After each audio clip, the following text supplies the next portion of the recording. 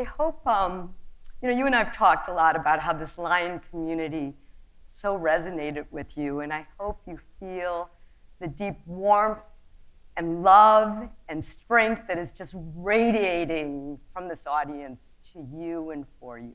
So thank you for being with us. I do, and really, truly, thank you. Thank you and thank all of you, because this is a room that I walk into and I feel only love and support and warmth, and I know that that's a hard feeling to have. So, Rachel, I remember your first, I think it was your first, yours and John's first trip to Washington, and John said to me, I think people are connecting with Rachel in a very special way, and you were really skeptical, but he knew that there was something about your voice. But I knew you before October 7th. And I want to take us back to October 6th, 2023. We met, we both grew up in Chicago, and we met from our Yay Chicago, and we met through my Israeli family at Simchas and Thanksgivings, where I learned how much Hirsch loved big turkey legs. That was before he was a vegetarian. Okay. I love that you told me that you used to say you were the Jane Doe of Jewish women before Time magazine made you one of the 100 most influential people of 2024. Who was Rachel Goldberg before, on October 6th, let's take us, 2023 and before? I think I was just very typical, very normal, recognizable, in terms of I was a mother and a wife, and I worked for many years as a learning specialist at a high school in Jerusalem. I was very much anchored by my community, my synagogue, by Shabbat. Shabbat was kind of the epicenter of where our lives revolved around. And my kids even would joke with me because the second verse of Lecha Dodi says, Likrat Shabbat lechu v'nelcha ki hi mekor habracha. Let's go greet the Sabbath bride because it is the source of our blessings. Meaning if you're in a good mood on a Tuesday, it's because something from Shabbat is emanating out to your Tuesday. And my kids would joke with me about that. And I loved cooking and watching good, bad TV. Because there's good, there's good, bad, and there's bad, bad. I draw my line. I don't do bad, bad. No, and that's the not other good. thing, I do think, first of all, it's very hard for me to remember myself before October 6th. I bet. Unfortunately, I think that's part of the trauma. But I think I was funny. And I think that people who think they're funny are actually not funny. No, you but I think you still I was are. funny. You still are. Rachel, like so many people in this room, for Americans in that morning when we woke up, and all of the North Americans, we woke up and we immediately, took our phones, our WhatsApp, and we dialed urgently our family and friends in Israel to make sure everybody was okay. And I remember calling my brother-in-law, Glenn, your friend, dear friends, and he told me everybody in the family is accounted for, but the first thing he said is Hirsch is missing, which brought us together for the last year and plus. And we've all heard you tell the story so many times about that day, the 2 text messages, the loss of Hirsch's arm, the him being stolen. But I want to ask you a question that you haven't talked as much about, but you have talked about how you wake up each morning, saying your morning prayers, and having your mantra be, hope is mandatory. How do you do it? Well, part of it is that there's really no choice. It's very different now. That prayer that you mentioned, a lot of you have heard me talk about the traditional prayer that many Jewish people say upon waking, which is Moda'ani lefanecha, melechai v'kayim shechazarta bi nishbati v'chem la'raba amunatecha. Sort of, I am grateful to you, God, for giving me back my soul. You have so much faith in me, which I've always loved that concept, because I feel like our dynamic with God is normally us having faith in God. And the very first thing we say every morning is, thank you for having faith in me. You gave me back my soul because you think I can do something today that's meaningful. And so I've said that prayer for years. And during the 330 days when we were in the struggle, hoping to save Hirsch and other hostages, I would say that, and then I would say, hope is mandatory. Now get up and pretend to be a human. And I put on this costume that I'm still putting on. And now it's very different. I think now what keeps me going is the hope of saving my beloved new friends and family members. I say their names every single day when I pray. I say their names. I say Keith's name. I say Yarden's name. I say, it's not enough to say the hostages. I have a piece of paper that looks like it's been through a war, because it has, with their names. And I say their names, and I beseech God to listen to me and send these people home. And that keeps me going now.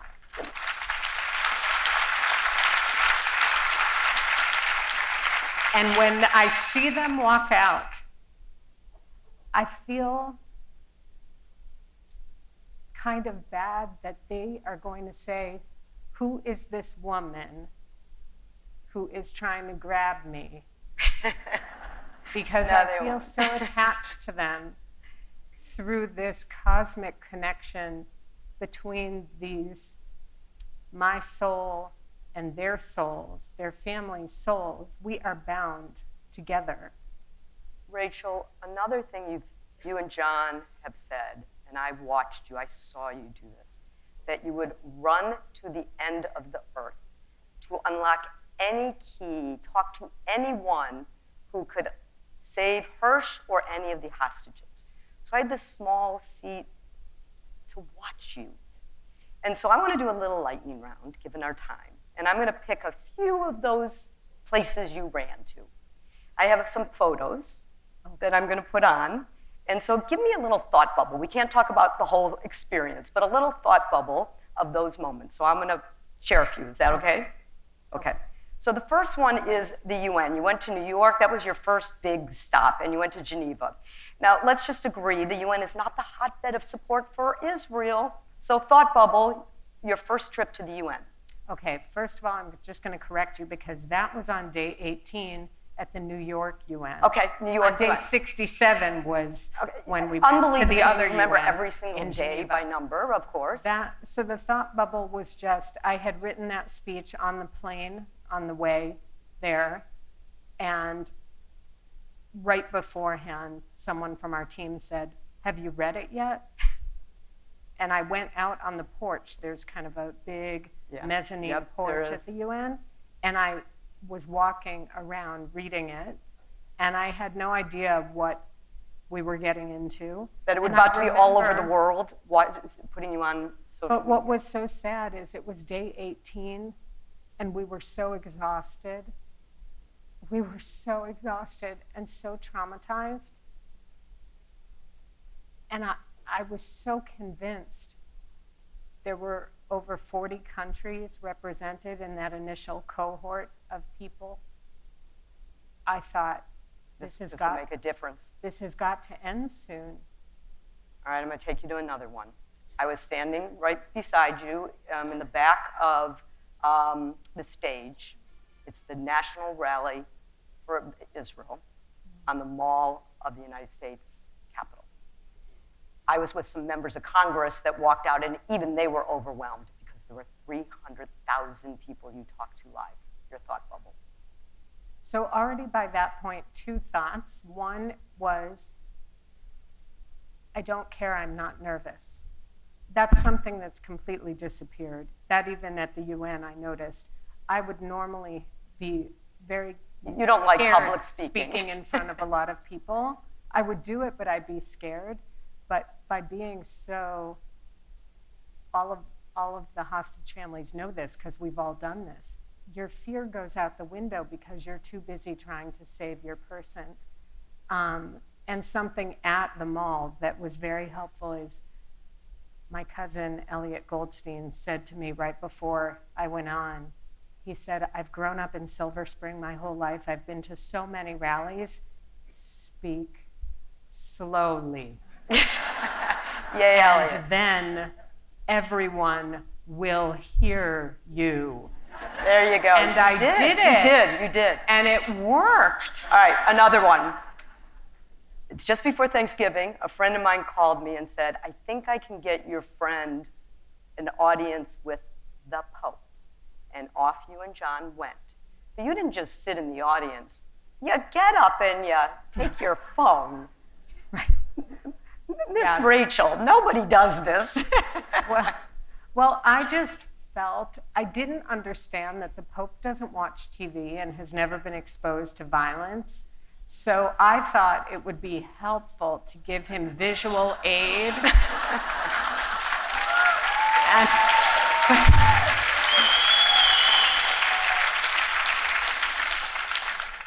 so I got up to show him the video of Hirsch being stolen.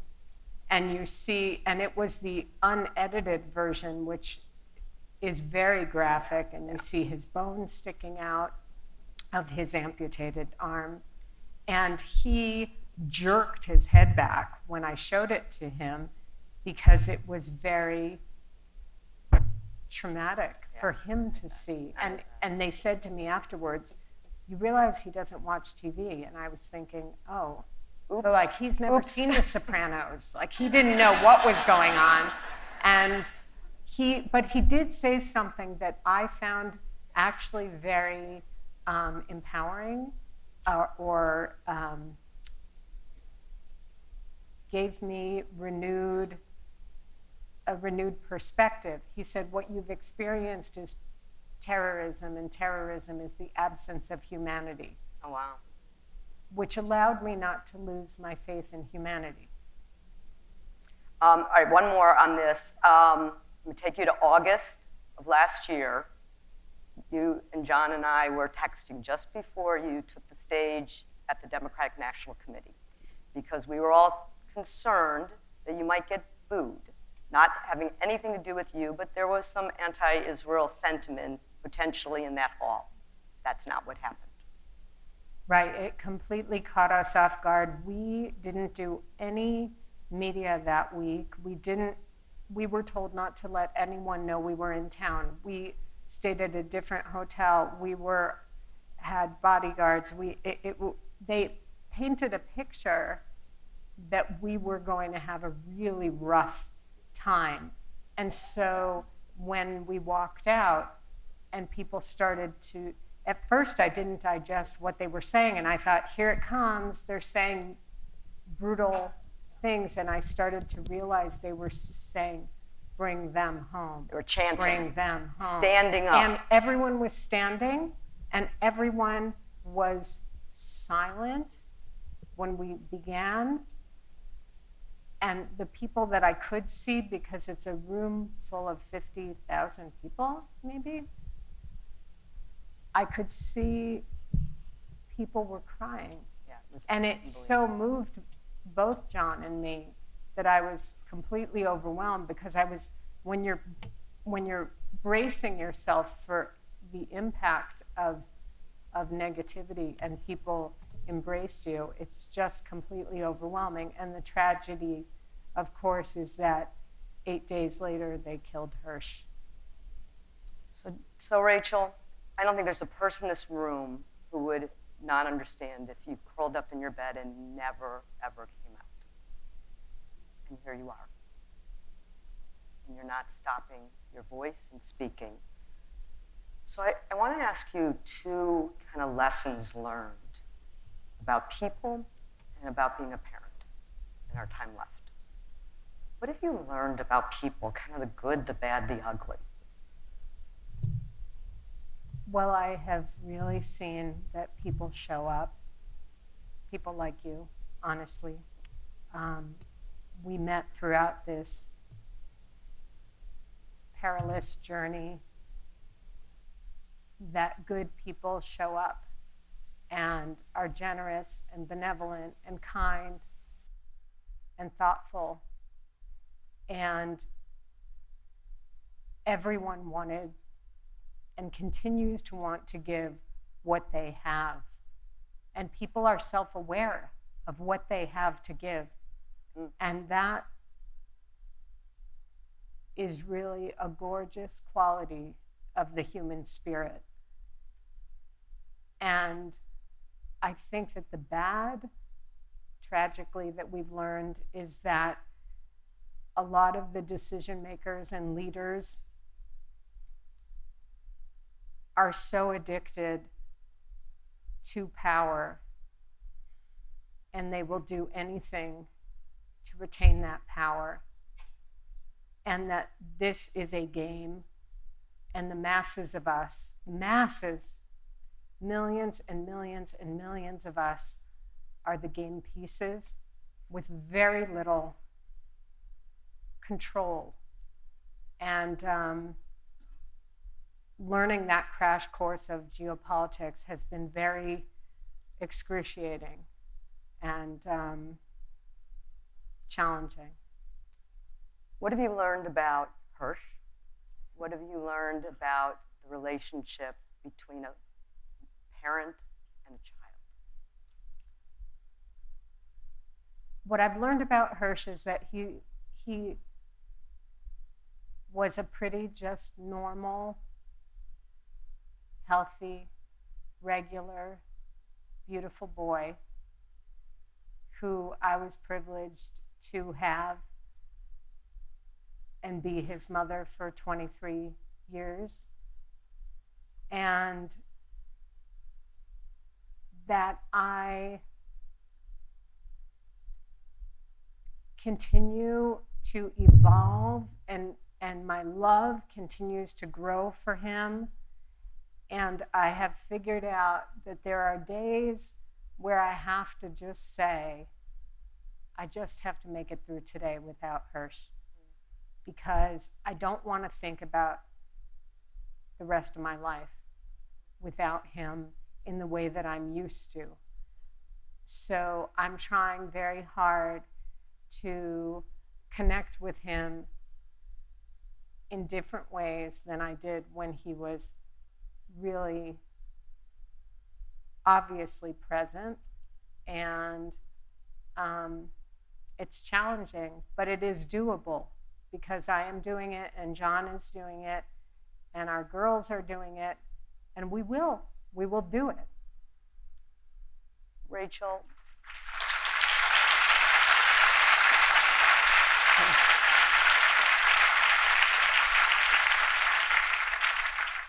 In our last minute together, I feel like because you didn't curl up, you've got something to say to all of us in your soul.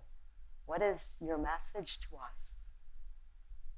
I think the most critical, obvious, stark message is we have 98 beloved, cherished human beings who need us. We believe that more than half of them are alive. I don't want anyone else getting back a hostage the way we got our hostage back. We have work to do. We can't stop. And there's a tradition that we say sooner than now, which in Hebrew you say, in the Hasidic tradition you say, keharef ayin, in the blink of an eye. I want these people home. We want these people home in the blink of an eye. Sooner than soon. Dayenu. Dayenu.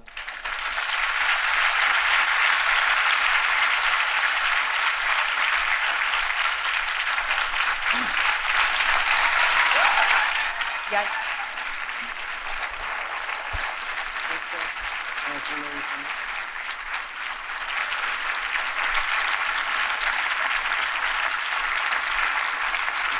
Love for you.